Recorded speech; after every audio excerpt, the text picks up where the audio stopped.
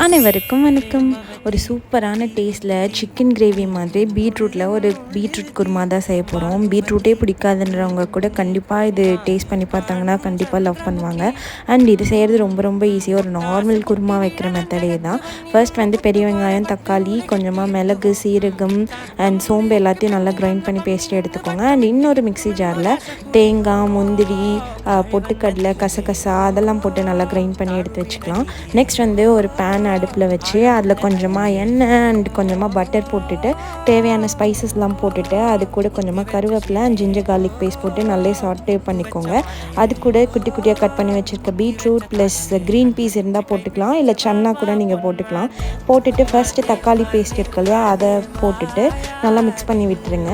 அது கூட தேவையான அளவு மிளகாத்தூள் போட்டு கொஞ்சம் நல்லா மிக்ஸ் பண்ணிவிட்டு ஒரு கொதி வந்த வாட்டி அந்த முந்திரி பேஸ்ட்டும் ஆட் பண்ணிட்டு 15 மினிட்ஸ் கழிச்சு இருக்குன்னா சூப்பராக